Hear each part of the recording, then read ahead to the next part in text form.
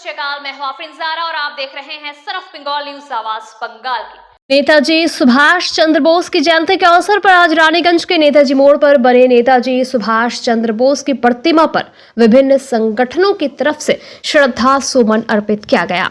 सबसे पहले Netaji statue committee की तरफ से सदस्य यहां पर आए और उन्होंने नेताजी सुभाष चंद्र बोस की प्रतिमा पर माल्यार्पण किया। इस मौके पर यहां नेताजी स्टैचू कमेटी की तरफ से श्रीधर मलिक और उनकी पूरी टीम उपस्थित थी। वहीं रानीगंज बोरो 2 चेयरमैन मुसम्मिल शहजादा के नेतृत्व में बोरो कार्यालय की तरफ से भी नेताजी सुभाष चंद्र बोस की प्रतिमा पर श्रद्धा सुमन अर्पित किया गया। यहां पर मुसम्मिल शहजादा के साथ उनके कार्यालय के विभिन्न अधिकारी उपस्थित थे। सभी नेताजी सुभाष चंद्र बोस की प्रतिमा पर श्रद्धा सुमन अर्पित किया। वहीं सुभाष स्वदेश भावना के अध्यक्ष गोपालाचार्य की तरफ से भी अपने टीम के सदस्यों के साथ नेताजी सुभाष चंद्र बोस की प्रतिमा पर श्रद्धा सुमन अर्पित किया गया। यहाँ सुभाष स्वदेश भावना की तरफ से नेताजी मोड़ परिसर को सजाया गया था।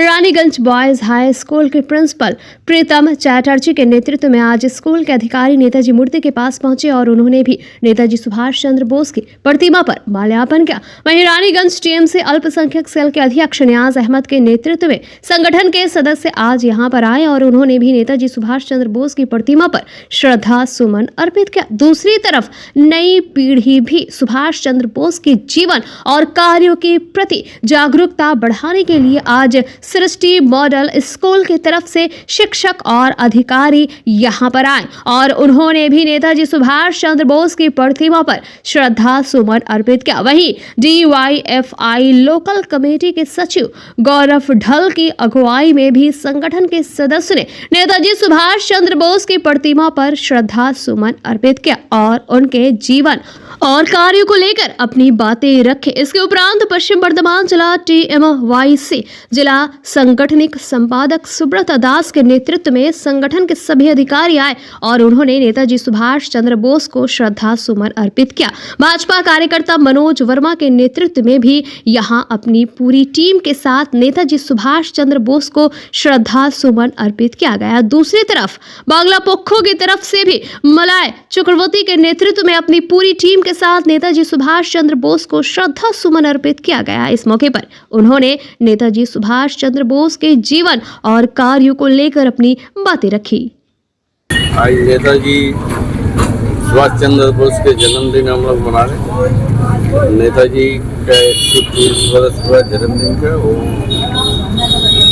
उड़ीसा में 1897 में जन्म लिए थे। उसके बाद पढ़ाई लिखाई करने के बाद ब्रिटिश गवर्नमेंट का राज चल रहा था। आंदोलन में भाग लिया और जो उस वक्त कांग्रेस में थे। फिर आपस में मतभेद होने के बाद आज़ाद हिंद फौज बनाए, वो अपना फौज बनाए देश के लिए जंग लड़े अंग्रेजों के साथ। जापान गवर्नमेंट का हेल्प लेके आंदोलन जारी रखे और उनका कहना था वो हमें मारेगा, मैं उसे मारूंगा। लेकिन गांधी जी का कहना था कि वो एक मारेगा, हम मोहब्बत और प्यार से आज़ादी लेंगे। लेकिन वो आंदोलन से नहीं, हम अंग्रेजों को किसी भी तरह से हम हिंदुस्तान से भगाएंगे। उस वक्त बहुत जुल्म कर रहा था ब्रिटिश गवर्नमेंट और उन्होंने आज़ाद हिंद फौज बनाया। अब बनाने के बाद हिंदुस्तान को आज़ाद कराने के लिए जितनी भी जद्दोजहद किए करते करते आज़ादी जब अंग्रेज समझ गया ब्रिटिश गवर्नमेंट की आज़ादी अब यहाँ से हम लोग को भागना पड़ेगा, तो देश को छोड़ के भागे।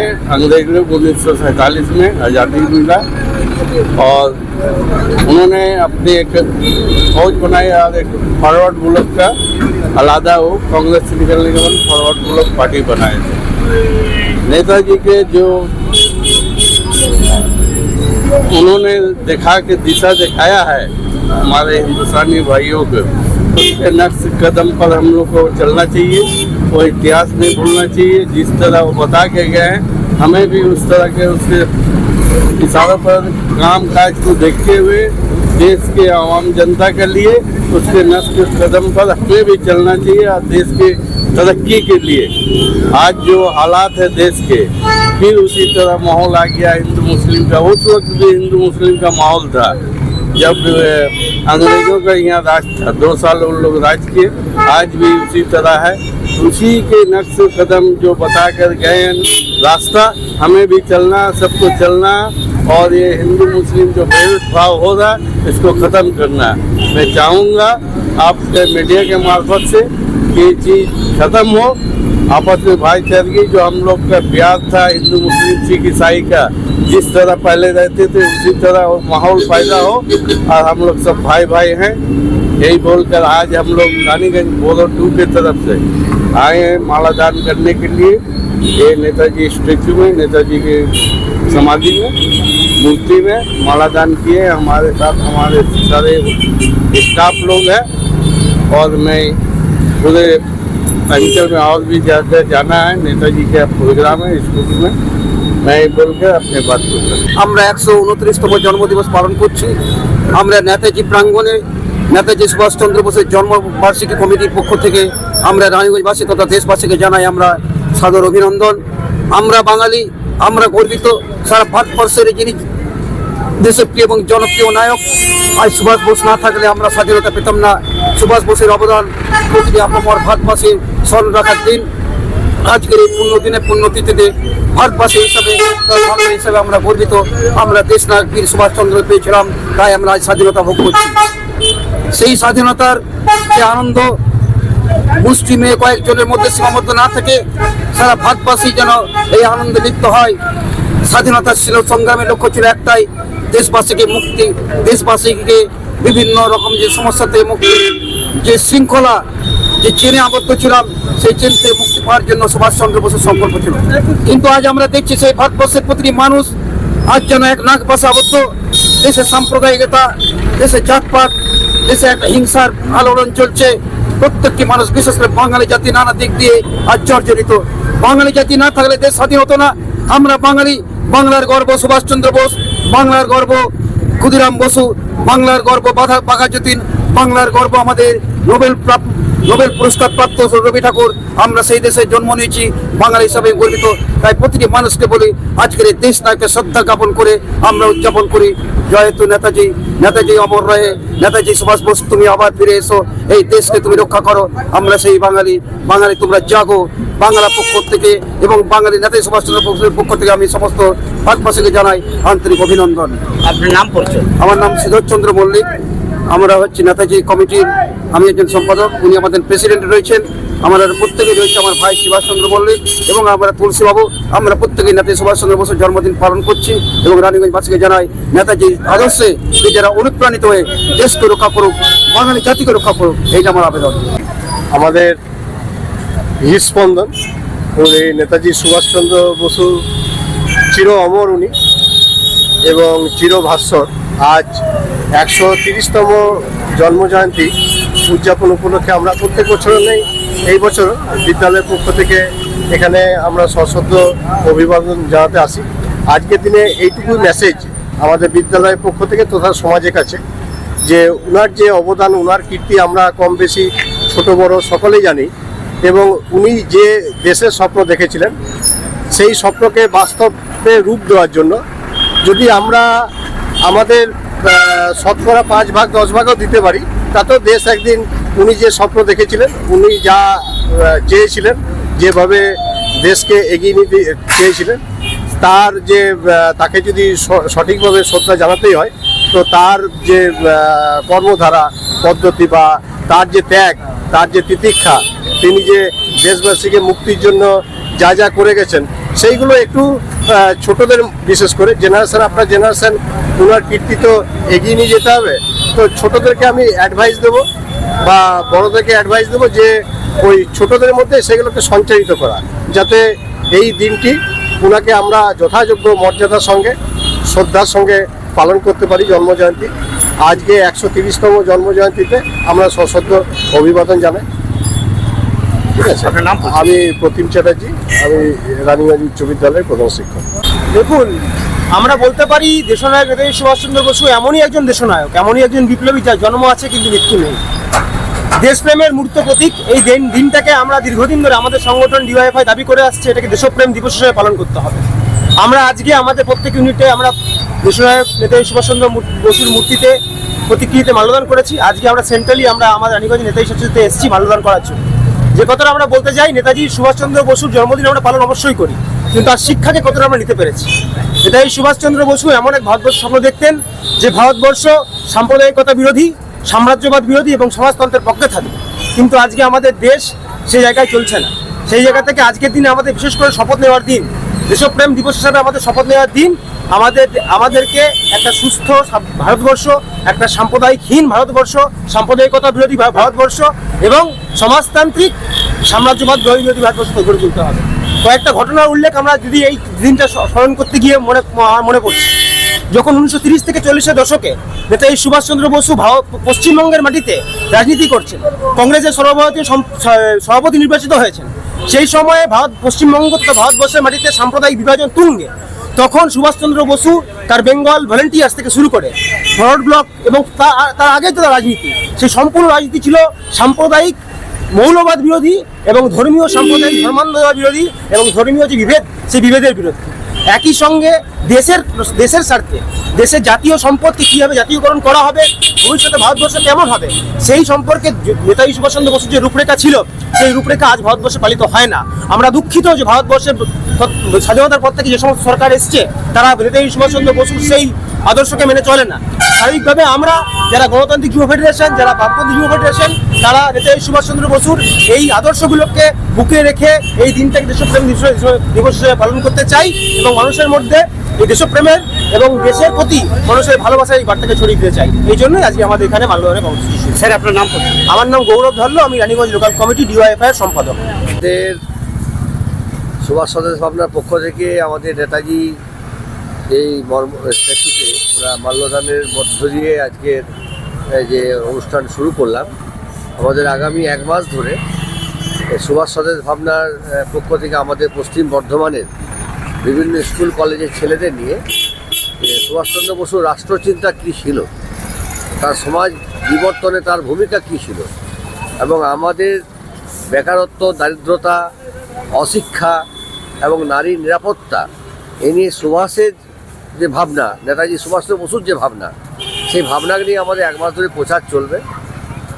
দুর্ভাগ্যবশত আমার কাকা মারা গেছেন, যার জন্য আমরা আজকে বিশেষ আড়ম্বর অনুষ্ঠানটা করতে পারিনি। তা আমাদের 1 মাস ধরে পরিকল্পনা নেওয়া হয়েছে। আগামী দিনে আপনাদের সমস্ত সাংবাদিক থেকে শুরু করে সমস্ত বুদ্ধিজীবীদের নিয়ে আমাদের কর্মসূচি শুরু হবে, দেখতে পাবেন আপনারা। সেটা চলবে এবং প্রায় পশ্চিম বর্ধমানের 1 লক্ষ বিশেষ করে যুবক যুবতীদের নিয়ে আমাদের একটা মাস প্রোগ্রাম হবে পশ্চিম বর্ধমান জুড়ে, যে আমার কর্মসংস্থান আমার এই জেলাতেই আছে। এই জেলার যে একটা মানে সুভাষচন্দ্র বসুর একটা বিশেষ ভূমিকা ছিল, আপনারা জানেন যে নেতাজি সুভাষচন্দ্র বসু যখন গোমো স্টেশন দিয়ে এই রানীগঞ্জের উপর দিয়ে পেরিয়েছিলেন এবং তিনি অন্তর্ধান হয়েছিলেন, সেই সময় তিনি পশ্চিম বর্ধমানকে এবং পুরুলিয়াকে এবং বাঁকুড়াকে একটা আলাদা রাঢ়বঙ্গকে, তার একটা নিজস্বতা ছিল রাঢ়বঙ্গের উন্নয়ন নিয়ে। সেই চিন্তাভাবনার উপর আমাদের বড় প্রজেক্ট শুরু হচ্ছে। আগামী দিনে সেই প্রজেক্টের আপনাদের খবর দেবো এবং সেটা সম্প্রচার আপনারা করুন। সমাজের মধ্যে নেতাজি সুভাষচন্দ্র বসুর যে ভাবনা, আজকে প্রতিটি নাগরিক বিভিন্ন ফেসবুকে, বিভিন্ন সংবাদপত্রে লেখে যে সুভাষ থাকলে দেশের আজ এই হাল হতো না, সাম্প্রদায়িক সম্প্রীতি থেকে শুরু করে সমস্ত কিছু, এটার ভাবনাটার উপর আমাদের কাজ শুরু হবে। আপনার নাম স্যার? পরিচয়? আমি গোপাল আচার্য, সুভাষ সন্দেশ ভাবনার আমি সভাপতি এবং রানীগঞ্জের এই বিভিন্ন যে আমাদের রানীগঞ্জ বাঁচাও কমিটি রয়েছে তার পক্ষ থেকে আমি এই কাজটি কি।